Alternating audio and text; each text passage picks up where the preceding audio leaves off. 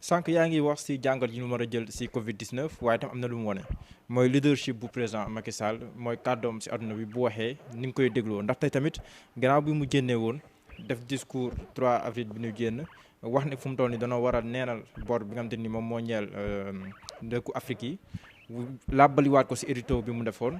am na ñu ko commencé dégg le pape François wax na li ñu mel démb Emmanuel Macron bi muy janook askanu France tamit wax na li président Macky Sall waxoon loolu lu baax la day wane ne président ñu koy déglu. L'annulation de la dette fan la jëme il y a plus de 2 décennies ci régime socialiste ce qu'on appelle pays pauvres très endettés ñoo porté woon revendication bi ñu commencé ko sous le régime socialiste ñu baal leen seeni bor ñoom ñëpp en 2006 sous président Abdoulaye Wade moins de 15 ans après ñu ñëwaat di wax l'annulation de la dette en tant que tel c'est une bonne chose mais ça ne peut pas être la revendication de la jeunesse africaine. Macky Sall devait aller jusqu'au bout. Comment après 15 ans ñu tolluwaat fii ci ay dettes bani nañ ñu ko baal alal jooju fan lañ koy dugal. La revendication de la jeunesse africaine c'est une revendication de gouvernance c'est une revendication de gouvernance. alal ji ñuy mobiliser muy ay bor suñuy ressources naturelles suñu alalu réew ñoom fan lañ koy dugal. C'est ça la vérité, c'est ça la revendication de la jeunesse africaine. Mais même bu fekkee dañu war a xeex pour l'annulation de la dette, la revendication, la mobilisation de la jeunesse africaine face aux dirigeants africains comme monsieur Macky Sall, et là où Macky Sall devait incarner le leadership, c'est la bonne gouvernance. En parlant aux chefs d'État ni dette bi fi ñu koy dugal.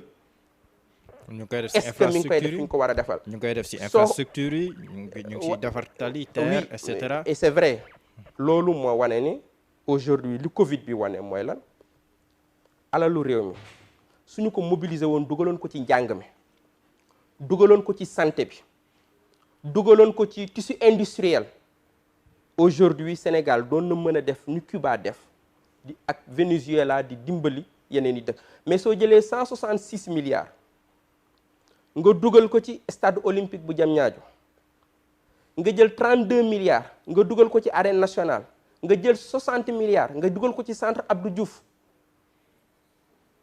nga jël 65 milliards nga def ko ci Arena Stadium tey jii nga taxaw ni nañu baal bor.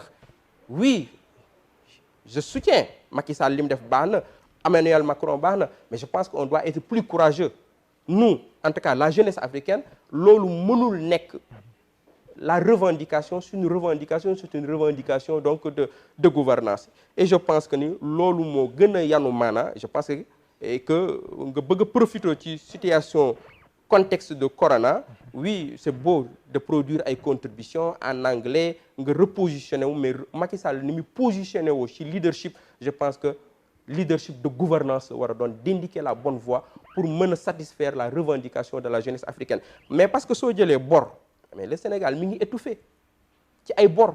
mais bor bu utile la ndaxte bor bi. bor bu utile la nga. bor bu 160 plus de 700 milliards sur le terre.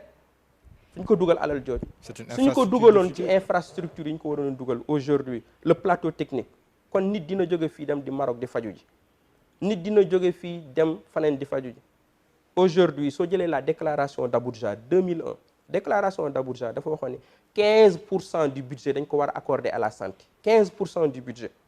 Sénégal le budget bi ren bi dañ ko wàññi 191 milliards sur 4000 milliards. Mais avec le Covid-19 tam yokkaat nañ ko. Non on est à 4,9% du budget moom lañ accordé à la santé alal jooju fu ñu ko dugal 4,9 alors que la déclaration d'Abuja de 2001 dafa waxoon ni les États dañu waroon a jël dugal ci santé bi 15% du budget parce que lii dee ci ay feebar Afrique dafa bëri. Est-ce que xam nga ni le paludisme tue plus de 400 000 personnes ci Afrique subsaharienne 400 000 personnes ñiy décédé 25% yi c'est dû à la tuberculose 25% 10 enfants yoo jël benn bi day décédé xaalis boobu suñ ko dugaloon ci santé bi ñuy renforcer la formation renforcer la recherche am plateau technique 400 000 yooyu di dee par année je pense que ni doon na mën na ñàkk. Gis nga laneen li nga xam ni Covid bi wane na ko mooy choix politique u monsieur Macky Sall baaxul.